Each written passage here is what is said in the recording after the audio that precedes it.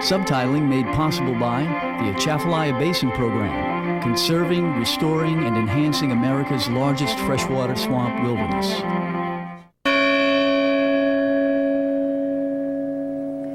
André Courville fait le tour des églises du Bayou Teche où il touche l'orgue. Ce jeune Cadien de 16 ans aime l'écureuil à la sauce piquante et se passionne de généalogie.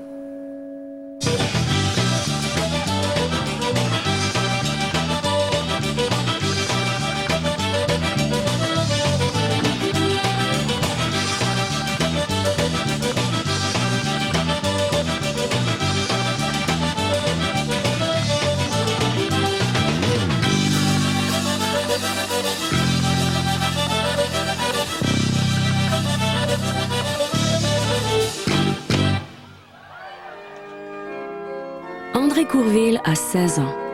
Il est passionné par l'histoire de son peuple et par la généalogie. Il y a un réveil culturel important chez plusieurs jeunes de sa génération qui ont bénéficié du programme d'immersion française. Donc, on est devant la tombe de tes grands-parents. Ton grand-père Claius? Claius. Claius? Claius. Ta grand-mère Lidny? Lidny. Courville. Est-ce que tu viens les voir des fois? J'habite en Henderson et c'est difficile de venir à Cecilia. Mais des fois pour les fêtes de Toussaint. C'est comment grandir à Henderson? On a la famille tout partout et j'ai des tantes qui habitent à un côté, à l'autre côté, j'ai des cousins ici. Mes grands-parents parlaient juste le français, pas l'anglais. Qu'est-ce qui te rend le plus heureux dans la vie? C'est la musique. Je crois que, oui, le piano. C'est pas quelque chose que je peux expliquer. Ça, c'est poignant pour moi. Ça me rend heureux et triste en même temps. Et je crois que c'est le seul moment que je suis. C'est moi, André, quand je joue la musique. Mm-hmm. Est-ce que c'est un privilège de jouer de la musique? Oh oui, vraiment. Si je jouais pas la musique, je connais pas ou qu'est-ce qui arriverait à moi.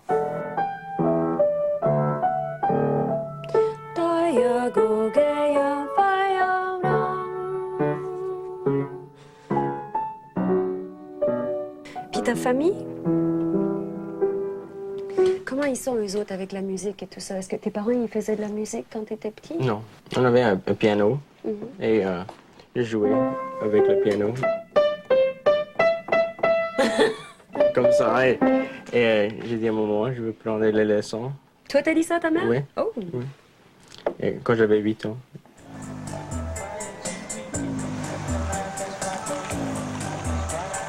Tu écoutes plein de musique aussi. Oui, j'écoute du rock et rap. Et, Puis c'est fort. Oui, oui, c'est fort. Tu as même un espèce d'amplificateur de basse. Oui, dans ma ta voiture. C'est la mode des jeunes maintenant. Est-ce que des fois tu aurais envie de jouer cette musique-là aussi? J'ai déjà pris des leçons de guitare, mais je suis meilleur sur le piano.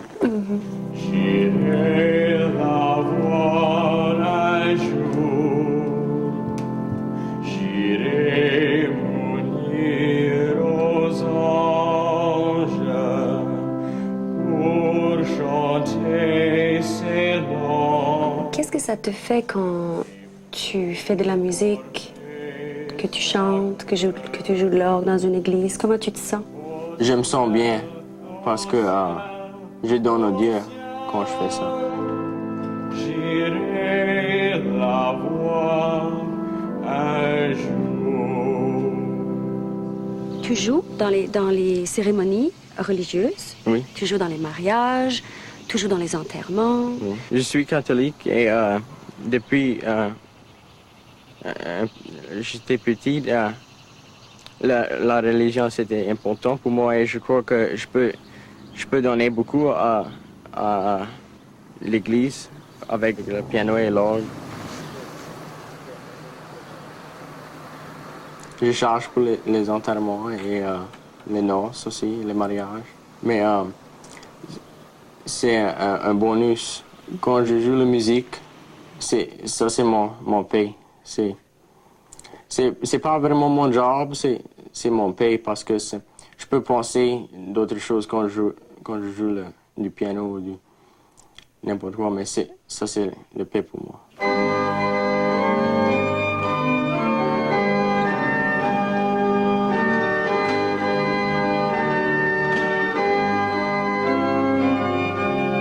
C'est au clavier du vieil orgue de Saint-Martin-de-Tours qu'André Courville reprend contact avec ses racines. J'ai commencé avec les leçons du piano avec une maîtresse qui est ma cousine. Et après ça, je prends les leçons de voix avec Patrick Melançon et j'ai commencé avec du piano avec Patrick et aussi Laure. Marie-Jo, c'est Patrick Melançon, mon professeur de musique. Bonjour. Bonjour Marie-Jo. C'est beau, c'est beau. Merci. Quel magnifique instrument. C'est vraiment magnifique, ça. Oui. Ça a combien d'années, cet orgue-là? 117 ans. Wow. Je connais déjà comment lire la musique. Il me montre comment exprimer moi dans la musique.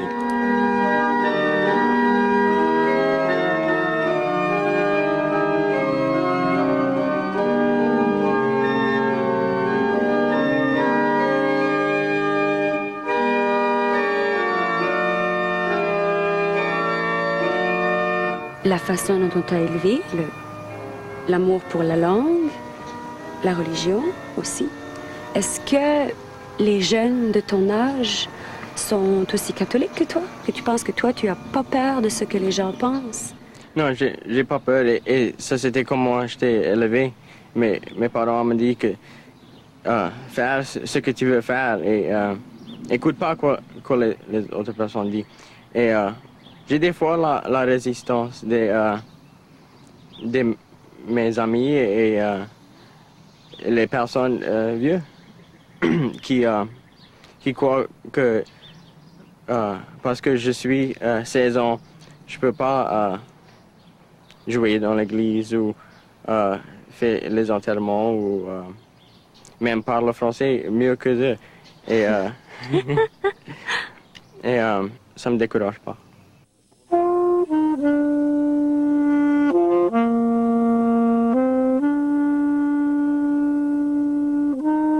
Je sais aussi qu'il y a un endroit magique que tu connais bien, où il y a plein d'arbres, où tu joues aussi des fois du saxophone.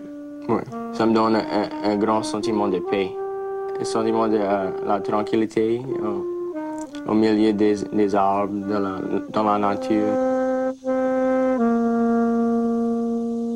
Les pionniers acadiens réussirent à surmonter les limites d'un environnement hostile et implacable. Tel père, tel fils, telle vieille Acadie, telle nouvelle Acadie. La tradition de la chasse continue dans ce qu'on appelait jadis le jardin d'Éden de la Louisiane. C'était comme Acadie, un petit peu, mais c'était pas Acadie. C'est un nouveau pays pour apprendre comment on vit ici et comment tuer les écureuils. Et c'est pas facile.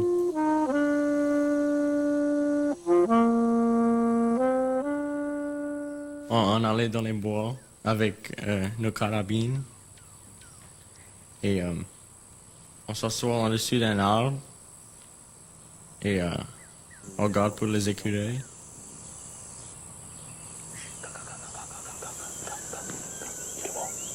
Oui, c'est un peu loin. Tu veux le shoot? Prends la carabine. Grogne pas. Pas doucement. Prends ton shoot. Là. Hey, bon shoot, hein?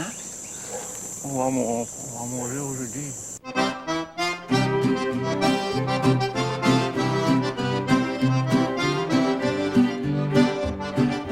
Inspirés de la faune et de la flore de ce pays semi-tropical, les réfugiés acadiens ont généré un ouragan d'ingéniosité culinaire. Parmi ces créations, l'écureuil sauce piquante, spécialité de la mère d'André. Là, je vais juste goûter un petit peu parce que c'est... Est-ce que des fois, tu as envie de devenir très délinquant et de faire tout ce que tu n'as pas le droit de faire? Des fois, mais je pense à les choses que mes parents vont dire, mes parents vont faire si je fais ça. Et dire, oh non, c'est pas bon ça. Ah ouais? Comment ça qu'il y a plein de filles qui appellent comme ça? Je viens à casser la paille avec ma blonde. Qu'est-ce que ça veut dire, casser la paille? J'ai rompu avec ma blonde. Mes parents sont des bons parents et ils veulent comprendre ce que je fais, pourquoi je fais ce que je fais, comment ma vie est. Tu me donnes une idée. Est-ce que tu te vois devenir un pianiste de concert un jour? Pas de concert, je crois pas. Je vais être un avocat. Un avocat qui joue du piano? Oui. Monsieur Blanchard nous attend.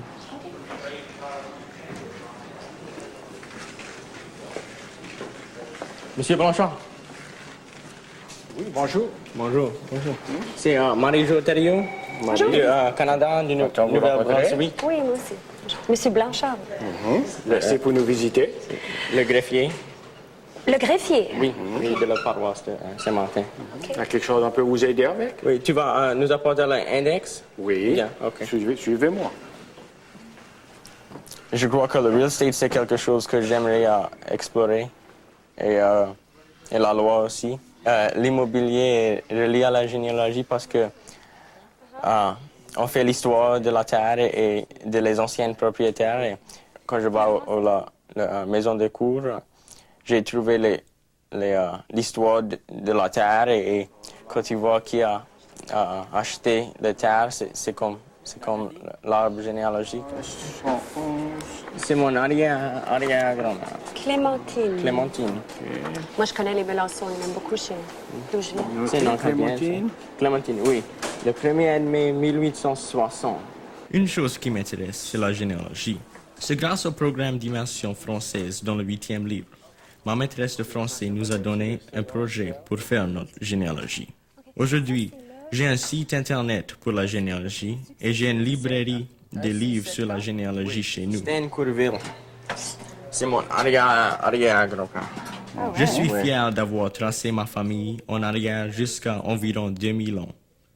Le roi Charlemagne est mon arrière-grand-père. Ici, là, 702, une écurie, 30, un magasin et une cuisine, une dépense, une quoi? Une tombe. Une tonne? Une tonne. Qu'est-ce qu'une tonne? Ça te attrape l'eau de la pluie pour boire. 2 piastres, c'est 50 sous. C'est pas cher, une tonne? Non, c'est pas cher. C'était fait à la main, ça faisait ça eux-mêmes. On est chez toi, dans ta maison, et ta maison est pleine du présent, elle est pleine de souvenirs aussi. Oui. Les ancêtres, ça c'est qui? C'est mes grands-parents. Dalton Usé, c'est un nom acadien. Il avait un magasin. Sa femme, Myrtle, était un Marx d'Allemagne. Ça c'est qui? Ma mère,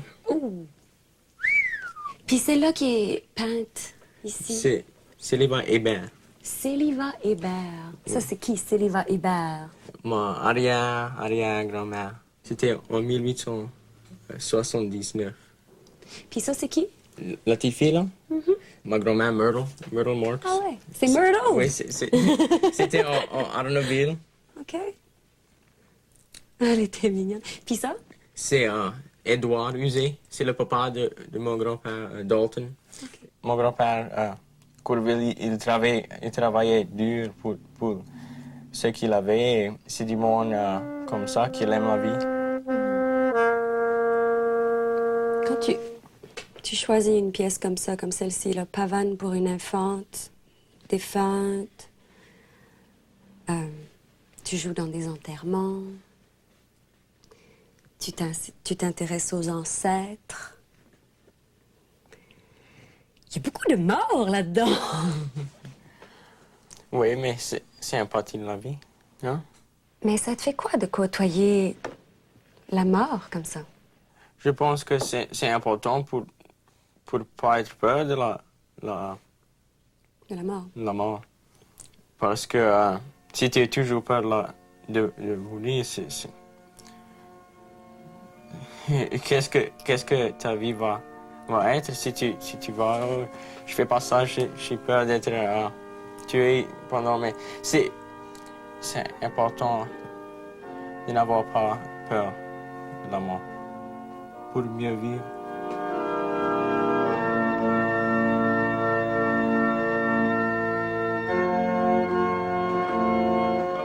J'ai une curiosité pour connaître d'où mes ancêtres viennent et d'où je viens et qu'est-ce qui sont passés avec mes arrière-grands-parents et je veux connaître. André Courville partage sa passion pour son héritage avec l'auteur Richard Guidry. Pour Guidry, André est un jeune qui vit encore avec les valeurs de ses aïeux et comme plusieurs Cajuns, il n'est pas un Américain typique. Ton ancêtre est venu de la France directement? De la France à Québec. Oh, à Québec. Oui. Puis là, ta mère, c'est une usée. Une usée, oui. Usée, c'est quoi? C'est Cajun. C'est Cajun, c'est acadien. Acadien, oui. Acadien. Et la mère de ton père, qui c'était? Un Thibodeau. Un Thibodeau, donc ça c'est acadien. Oh, oui. Oui. Ton prénom à toi, c'est un prénom français. André. André. C'est mon père, il parlait le français, c'était son première langue. Ah. C'est un nom français. Je crois qu'il voulait, avec le nom André, donnez-moi une fondation française pour la langue française. Ça fait comme ça, tu travailles dans la préservation de ces monuments, dans le cimetière et tout ça. Ça t'intéresse beaucoup. Pour quelles raisons? Pour garder les choses vieux et les choses de notre culture avec la valeur. Est-ce que tu as vu les vieilles tombes? Il y en avait qui étaient écrits en français. Est-ce que tu crois qu'on devrait garder ces vieilles tombes? Oh oui, oui. C'est quelque chose que je crois beaucoup que c'est le dernier monument qu'on a de les vieux Cajuns, des vieux personnes qui parlaient le français. C'est la seule preuve qu'on a déjà parlé français en Louisiane. Oui. On ne parle pas français, mais dans l'école, il parle tout anglais. Et il dit, j'apprends français, mais je ne vais jamais utiliser le français. Parce que ses parents ne parlent le français à la maison. Mais je crois que ça aide à me donner, comme je dis, une fondation. Autrefois, tous les moyens étaient bons pour décourager les enfants de parler le français. On n'enseignait pas la langue et on punissait son usage dans les écoles. André n'a pas connu cette répression. Des fois, il y avait des enfants qui avaient 12 ans, qui n'avaient jamais été à l'école. Et ils ont commencé l'école nu-pieds à 12 ans, forcés. Il fallait absolument qu'ils aillent à l'école.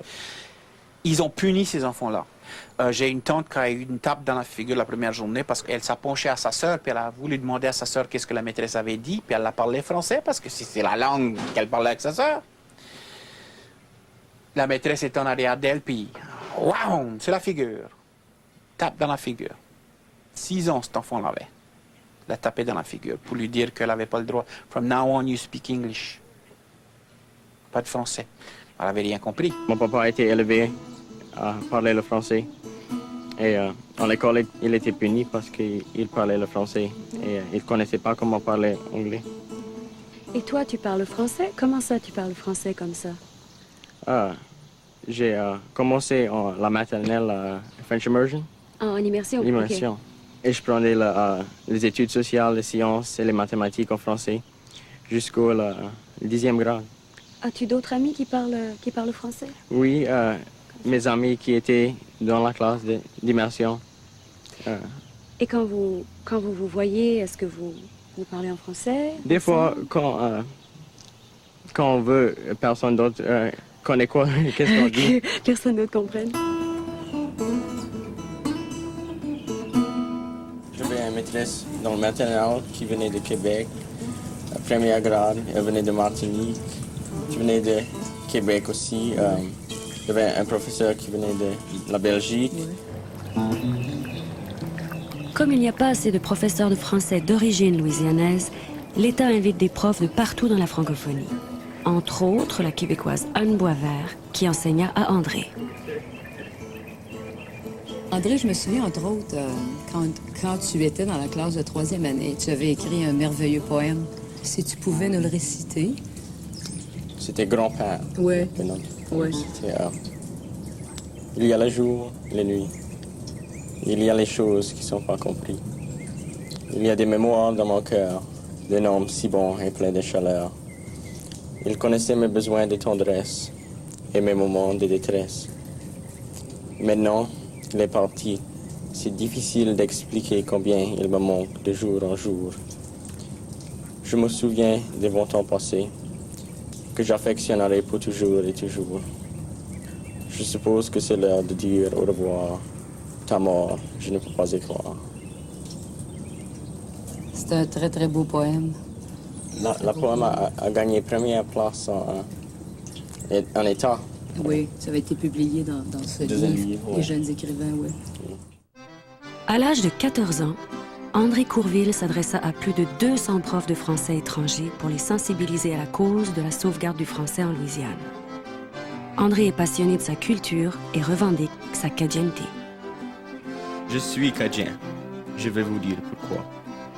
En 1755, mes ancêtres, les Acadiens, étaient exilés par les Anglais, chassés de leur pays d'Acadie, de notre pays d'Acadie, de mon pays d'Acadie. Ils étaient emprisonnés pour ce qu'ils croyaient. Ils étaient tués pour ce qu'ils croyaient. On a volé leurs terres, leurs fermes et leurs maisons. Ils étaient envoyés sur des bateaux sans bonne quantité de provisions. Il y a une vieille chanson acadienne qui commence. On a resté 6 ans sur la mer. Les paroles continuent. On a mangé, souris et rats. Quel espoir, comme disait ma pauvre vieille grand-mère. Après tout le tracas qu'ils ont eu, les Acadiens ont trouvé un autre Acadie ici en Louisiane. Ils venaient à Saint-Jacques et à Saint-Martin. À Saint-Martinville, l'église est connue comme Sainte-Mère, l'église des Acadiens. C'était les Acadiens qui ont construit cette église. C'est incroyable de penser à toutes les misères que les Acadiens ont souffert pour nous. L'immersion française a changé ma vie. La langue française est spéciale. Cette langue est notre lien avec mes ancêtres acadiens. Souvenez-vous, c'est par le sang des Acadiens que nous sommes ici. C'est dans leurs larmes que nous nous sommes lavés. Et c'est dans leur langue que nous vivons. C'est possible que les personnes qui ont des ancêtres acadiens parlent pas le français. Comme mon frère, il est dans l'immersion, mais il ne parle pas beaucoup français. Mais il est toujours un Acadien. Mais c'est dans la tête. C'est quoi tu penses? Est-ce que toi, tu te considères cadien ou américain? Acadien. Puis ton petit frère, lui? Il ne comprend pas c'est quoi un Acadien. André Courville se définit avant tout comme cadien. Ce sentiment d'appartenance est également partagé par plusieurs Cajuns qui parlent de l'américain en s'excluant. Le rouleau compresseur de l'oncle Sam connaît plusieurs ratés en Acadie tropicale. Le soi-disant individualisme de l'Américain, de notre point de vue, c'est de l'égoïsme. Je dis pas que je suis un Américain, je dis que je suis un Français. Je suis pas la même qualité d'Américain que eux qui parlent pas en français. Les coups rouges. On les appelle ça des fois dans leur figure. Ils rient. Mon grand-père Gaspard et mon grand-père Trajon nous disaient tout le temps, chaque fois qu'ils voyaient un beau qui était un Américain, ils nous tapaient dessus l'épaule et puis ils disaient, tu vois ce beau là, c'est un Américain. Je dis, ouais. Il dit, guette ton dos. Je suis pas allé à LA, New York, des fois, ça m'a demandé pour aller. Les Américains, les moyens américains, ça m'intéresse pas. C'est un vieux stigma, ça. Ouais. Que si on croit qu'il y a une personne qui parle pas en français, on parle en anglais. Mon français est rouillé, mais je suis pas peur aujourd'hui de parler français fort et dans le public. C'est quoi un Cajun? C'est quelqu'un qui travaille dur et qui a vécu des misères et qui connaît la misère et qui connaît aussi la vie et qui parle le français. Si les jeunes de la génération d'André utilisent moins le français que leurs grands-parents, Ils ont une meilleure connaissance de leur histoire et n'ont plus honte d'être Cajuns. Ce droit à la fierté est garant de l'avenir. Est-ce que tu te vois un jour plaider en cours comme avocat en français? C'est important pour la langue française pour un avocat parce que à la maison de cour en Saint-Martinville, la palais de justice, et, les records anciens sont en français. C'est tout en français. Mais est-ce que c'est pour ça que tu parles français ou est-ce que tu parles aussi français? Est-ce que des fois tu penses à tes grands-parents et tu penses « Ah, Père Cléus, il serait fier de moi parce que je parle français. » Oui, c'est pour mes ancêtres que je parle. C'est pas pour être un avocat que je parle français, mais c'est pour moi et c'est pour mes ancêtres parce que je connais que c'était une langue. Il était très fier de la langue. Est-ce qu'il y a quelqu'un qui veut faire? Si les jeunes Cajuns connaissaient leur histoire, ils se battraient pour leur culture. Je crois que si les jeunes comme moi et toi travaillent pour faire survivre la culture, que la culture ne va pas mourir. Ben nous, on va t'écouter. Je suis sûre que tu vas être un bon avocat et tu es déjà un très bon musicien et ça nous fait super plaisir. Merci. Super plaisir de te rencontrer. Merci.